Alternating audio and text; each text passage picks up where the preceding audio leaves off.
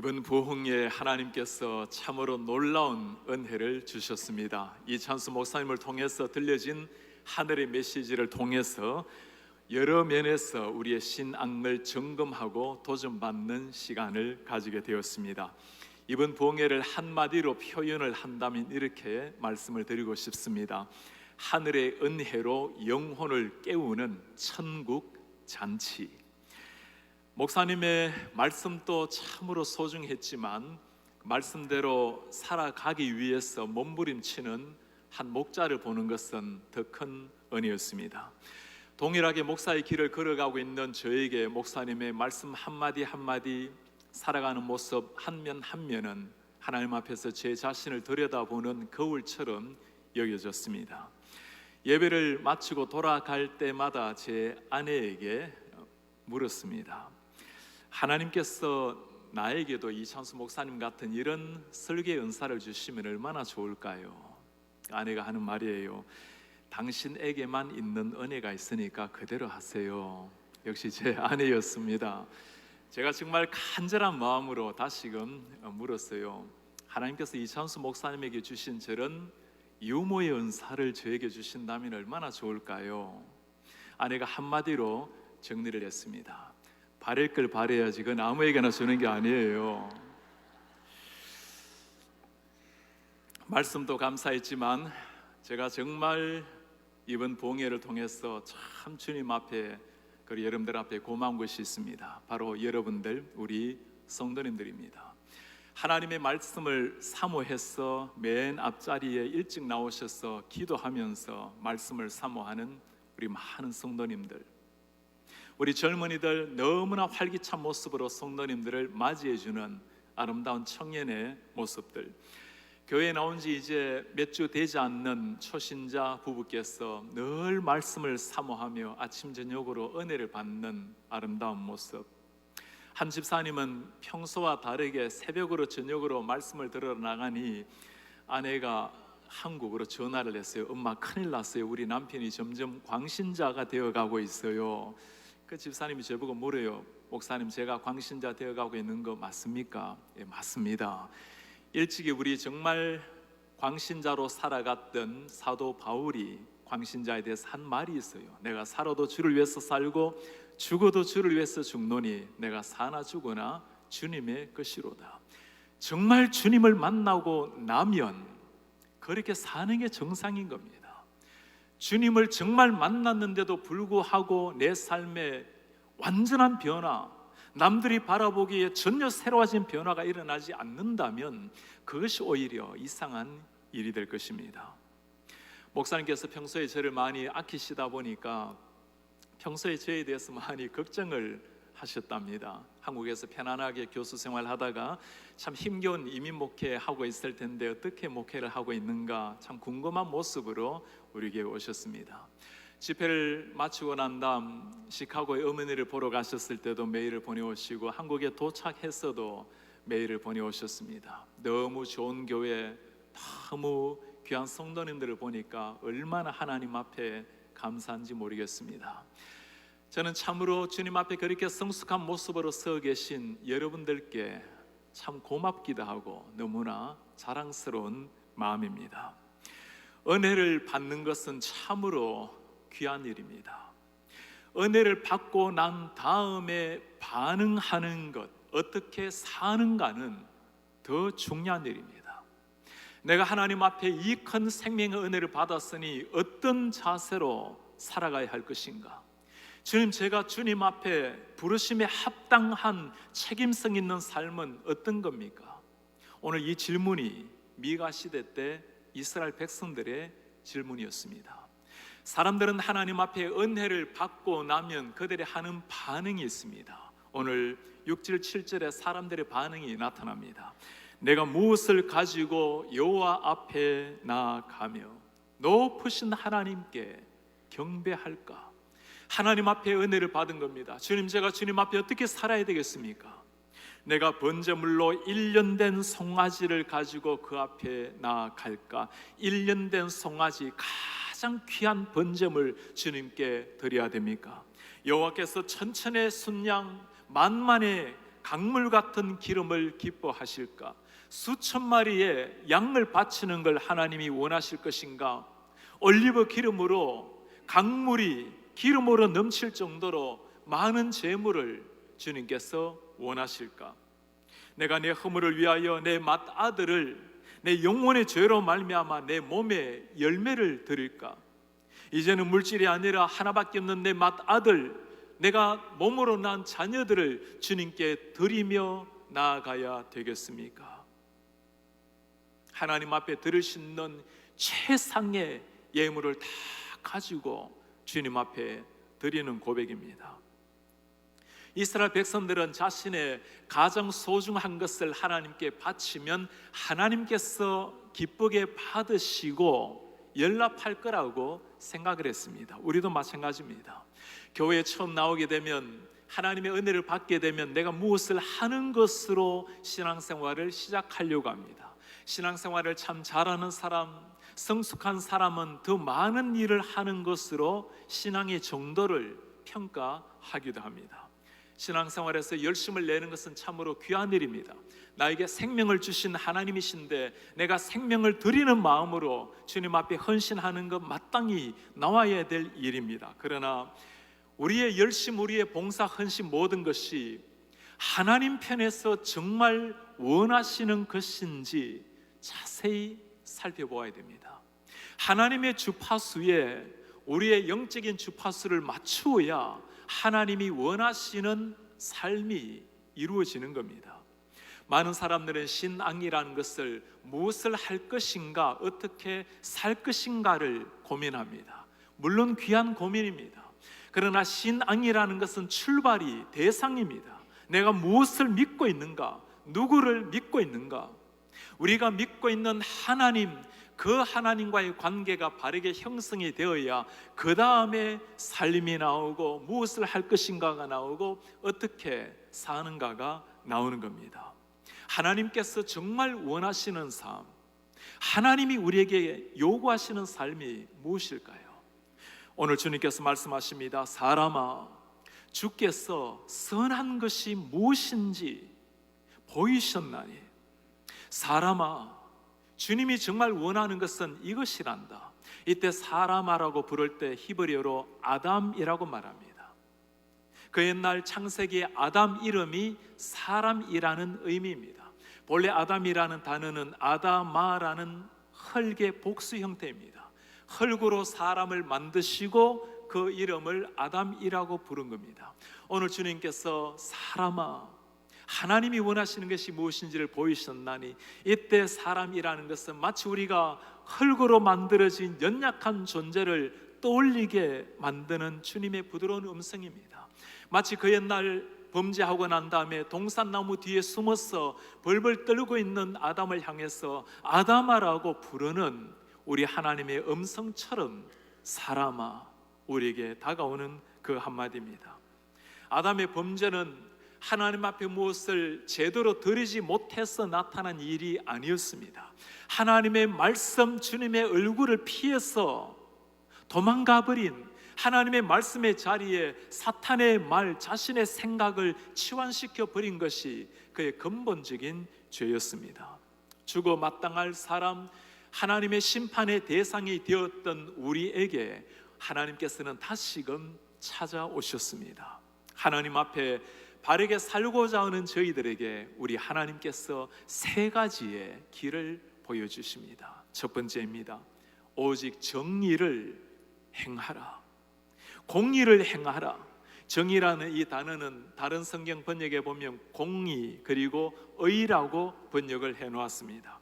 구약에서는 정의, 공의, 올바른 것이라는 것은 우리가 일반적인 영역에서 하는 말이 아니라 하나님이 보시기에 율법 앞에서 올바른 삶을 두고 공의로운 삶, 올바른 삶, 정의로운 삶이라고 말하는 겁니다. 하나님 앞에 살아간다라는 것은 무엇을 더 바치는 삶이 아니라는 겁니다. 하나님의 말씀에 근거하여 주님이 원하시는 의로운 삶을 살아가는 것, 그것 주님이 원하신다라는 말씀입니다. 미가 시대는 이스라엘이 상업적으로 번창했던 시대였습니다. 세상적으로 물질적으로 성공하는 것을 향해서 달려가면서 그 부를 가져다 주는 우상을 섬겼던 그 시대였습니다. 하나님이 이런 시대 가운데 정말 원하는 것은 세상의 성공이 아니라 하나님 앞에 살아가는, 말씀 앞에 정당하게 정의롭게 살아가는 것, 그것 주님이 부탁을 하고 계시는 겁니다. 정의로운 삶이라는 것이 사람의 눈 수준이 아닙니다. 하나님이 보시기에 정말 정의로워야 그게 사람에게도 올바른 정의로운 삶이 되는 겁니다. 미국의 여러 도시에 보면 돌을 가지고 십계명을 세워놓은 곳이 있습니다. 주 청사 앞이나 법원 앞에 십계명 돌판을 세워놓고 미국이 하나님의 말씀에 근거하여 통치를 받고 통치자들은 하나님의 말씀에 근거하여 정의롭게 사람을 다스리겠다라는 그들의 결심입니다. 그러나 이제는 세상이 달라졌습니다. 많은 주에서 이 십계명 돌판을 제거시키기 시작했습니다. 올 여름에는 오클라호마 주에서 대법원에서 주청사 앞에 있는 이 십계명 돌판을 제거하기로 결정을 내렸습니다. 그들의 이유가 참으로 이해하기 어려운 이유였습니다. 주 정부의 재산을 종교 행위에 사용할 수 없다라는 것이 이유였습니다. 차라리 솔직하게 성경의 가르침을 더 이상 원하지 않는다라고 하면 정직이라도 할 텐데, 돌멩이 하나 세워놓고 주 정부 재산을 운운하는 그 사람들을 보면서 너무나 불쌍하게 보였습니다. 십계명의 돌판을 철거하는 것이 아니라 그들의 삶에서 하나님의 말씀을 제거하는 일이었습니다. 정의로운 삶, 정말 세상을 정의롭게 만드는 삶을 살려면 하나님 말씀 앞으로 돌아가야 합니다. 모든 사람을 소중하게 여기시고 한 사람 한 사람을 당신의 형상대로 모양대로 지음받은 하나님의 눈을 가지고 세상을 바라보아야 진정한 정의가 거기에 있기 때문입니다.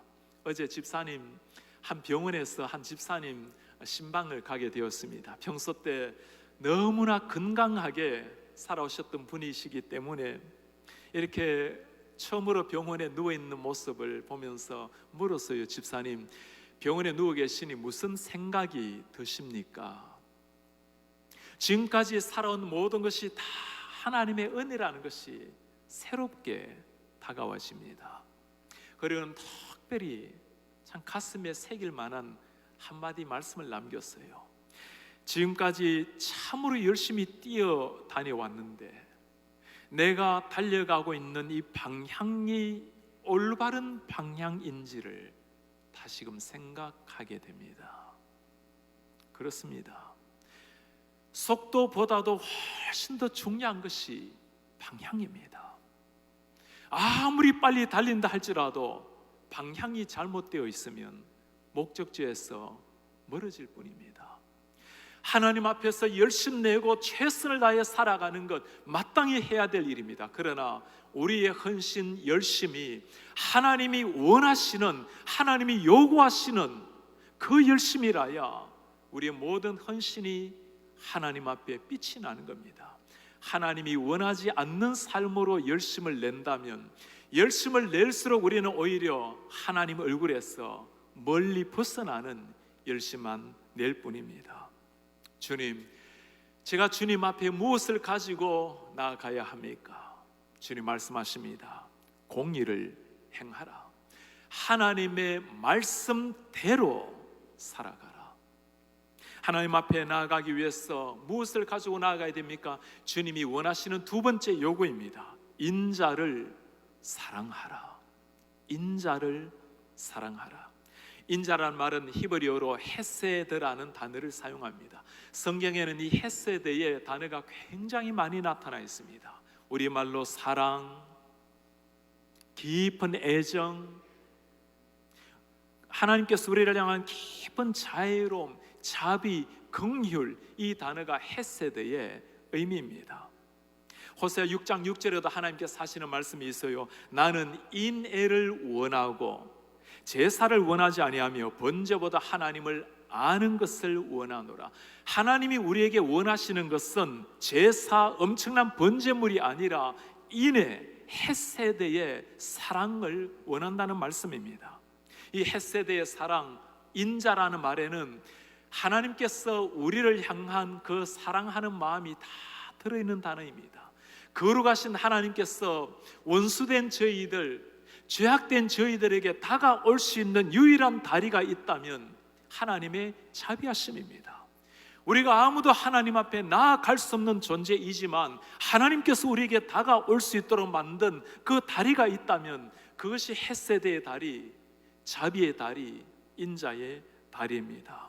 네가 정말 하나님 앞에 은혜를 받고 하나님 앞에 살아간다면 이 자비한 하나님의 마음을 가지고 사람들을 사랑하고 대하라는 주님의 명령입니다.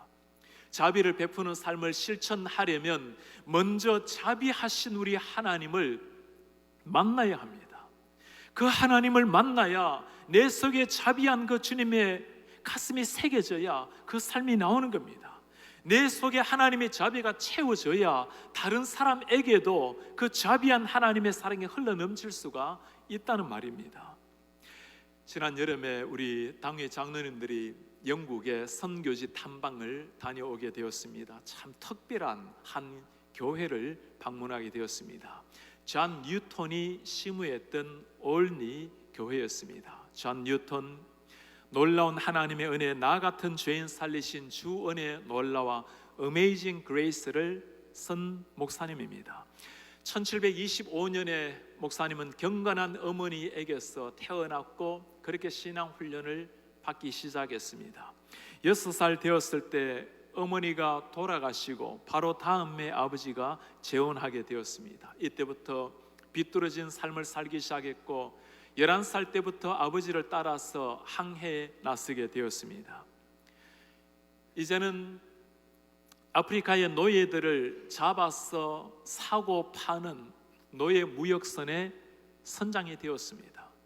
감옥에도 몇 번 다녀왔던 사람, 뉴턴은 자기 자신을 아무런 소망이 없는 구제불능의 사람이라고 생각을 했습니다. 그러던 그에게 하나님이 찾아오셨습니다. 1748년 5월 10일에 폭풍이 있는 바다 한가운데에서 뉴턴을 하나님 찾아오셨습니다. 그 뒤로 하나님 앞에 자신의 삶을 드리기로 결단을 하고 성경을 연구하기 시작했습니다. 라틴어로, 헬라어로, 히브리어로, 시리아어로, 불어로 다양하게 성경을 연구하면서 39살이 되었을 때 목회자가 되었습니다.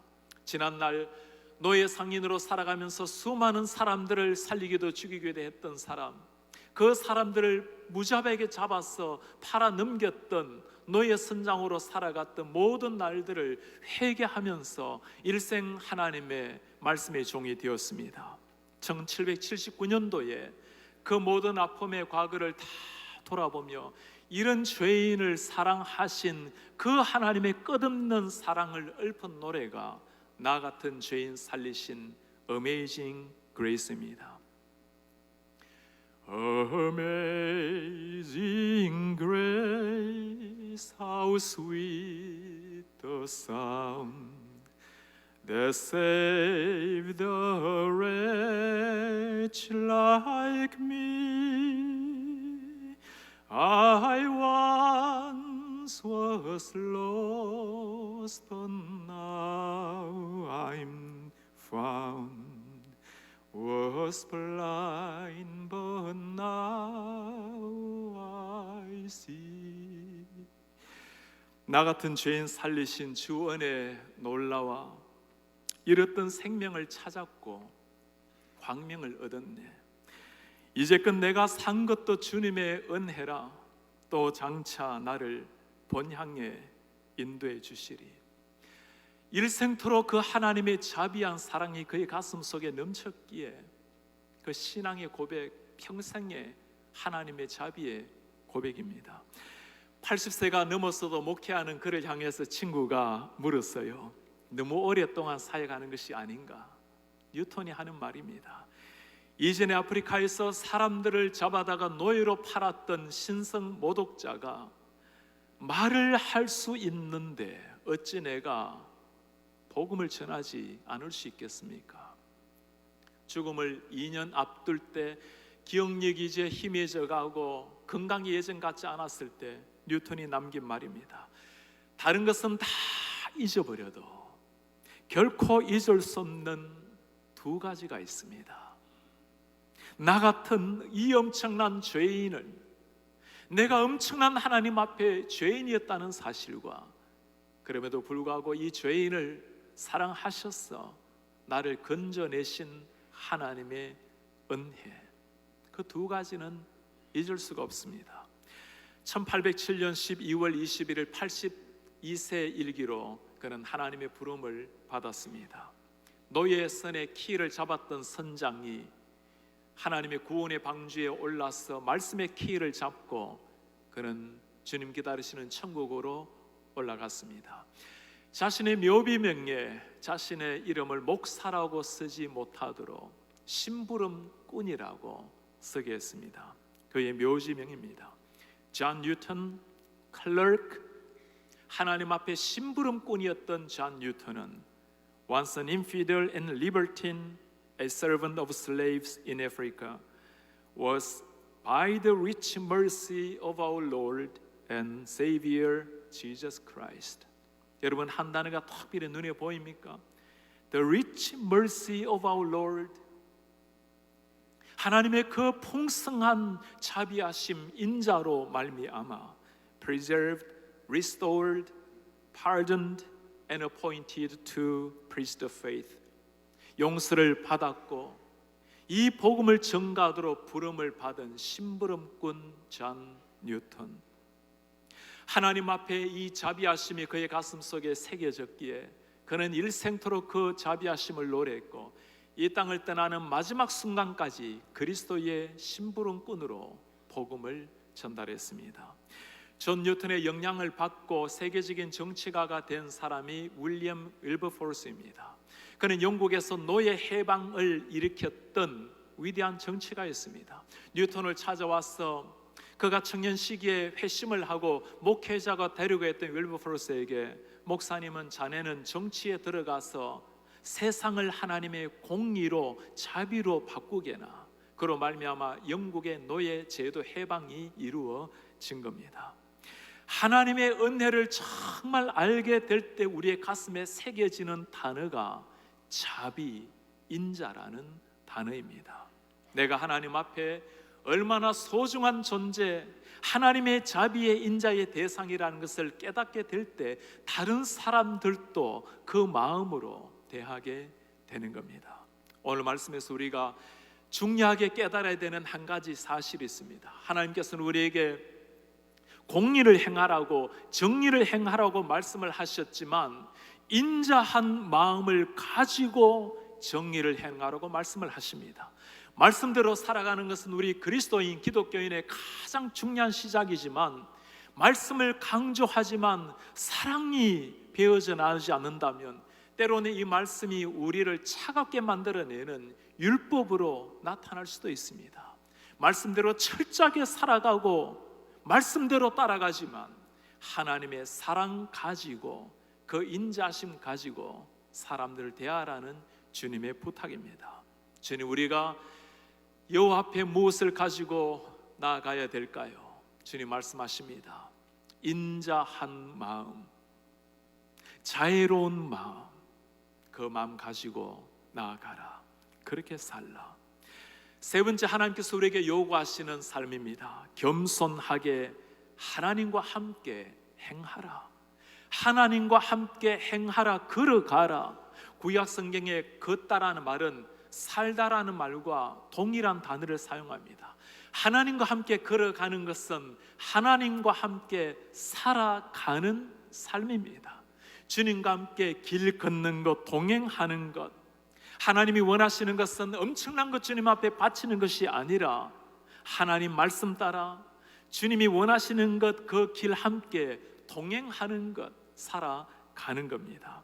이스라엘은 당시에 부유한 상급 나라였습니다. 세상의 성공을 향해 달려가던 사람들에게 하나님과 함께 걷자고, 겸손하게 하나님과 동행하자고 주님이 말씀을 하시는 겁니다. 2주 전에 우리 권단열 목사님을 변화시켰던 안일권 목사님을 초청하게 되었습니다. 앞을 보지 못하는 시각장애인 목사님을 제가 모시고 올라가면서 물었습니다. 목사님, 제가 어떻게 모시고 가면 될까요? 저는 목사님의 손이라도 잡고 올라갈 생각이었습니다. 목사님이 그렇게 말씀을 해요. 목사님, 앞에 가시기만 하면 됩니다. 저는 따라갑니다.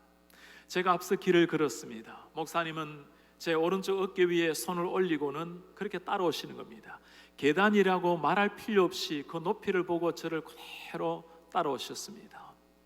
따라간다라는 것, 동행한다라는 것은 겸손한 마음으로 완전히 상대방에게 자기를 맡길 때 일어날 수 있는 일입니다. 우리 하나님 걸어가시는 길, 주님의 그 말씀을 따라 그대로 믿고 따라갈 때 그때 동행이 이루어지는 겁니다. 주님이 지금 이거 부탁하시는 겁니다. 겸손하게 하나님과 함께 동행하는 한 삶을 살라. 이전에 한국에서 공원묘지를 다니다가 참 귀한 묘비명 하나를 보게 되었어요. 하나님과 동행, walking with God. 하나님과 함께 걸어간 인생, 하나님과 함께 걸어간 인생이라는 이 말을 남길 수 있다면 여러분, 그것보다 더 아름다운 고귀한 인생이 어디에 있겠습니까? 주님께서 우리에게 오늘 부탁을 하십니다. 하나님 앞에 은혜를 받고 주님 앞에 살아간다면 정의를 행하라, 인자를 사랑하라, 하나님과 동행하라. 오늘 이 말씀 여러분 가만히 속으로 묵상을 해보세요. 하나님의 말씀을 따라서 정의롭게 살아가는 인생, 정의가 차가운 칼날이 아니라 하나님의 그 인자하심, 자비하심으로 깊이 주님과 동행하는 인생, 묵상을 하고 묵상하다 보면 그렇게 살아가신 한 분, 우리 예수님이 이 말씀 속에서 보입니다. 예수님처럼 살아가라는 말씀입니다. 예수님의 인격을 품고 예수님의 성품을 닮은 채로 주님을 따라 살아가라는 말씀입니다. 이번 부흥회로 우리 많은 은혜를 받고 다짐을 했습니다. 새벽기도에 힘쓰고 술, 담배를 끊고 가족들에게, 부모님들에게, 자녀들에게 신앙인답게 잘 살아가고 순모임에 잘 참석하고 가정과 직장에서 그리스도의 빛을 나타내겠다고 많은 다짐을 했습니다. 한 성도님이 이렇게 고백을 해와요. 목사님, 저는 지금까지 이민자라는 이 말을 너무나 많이 변명으로 사용해 왔습니다. 이민교회 때문에 이민자라는 것을 늘 하나님 앞에 나아가는 걸림돌로 생각했습니다. 그것이 얼마나 어리석은 일이라는 것을 깨닫게 되었습니다. 이민자로서 오히려 주님의 복음을 전하고 주님의 빛을 전하고 이민자로서가 아니라 사명자로서 살아가겠습니다. 이렇게 고백한 성도님도 계십니다. 말씀을 통해서 제가 정말 주님께서 나의 인생을 책임지는 나의 주인이라는 것을 깨닫게 되었습니다. 이제는 제가 물질 문제에서 하나님 앞에 먼저 올림으로 내가 이 부분에 대해서 해방되었다는 것을 주님 앞에 고백하고 싶습니다. 하나님의 자녀들을 말씀으로 키우는 부모가 되어야 되겠습니다. 많은 분들이 은혜를 받고 그 은혜를 고백해 왔습니다. 모두가 다 소중한 참으로 아름다운 결단입니다. 오늘 우리 주님께서 그 위에 특별히 하시는 부탁입니다.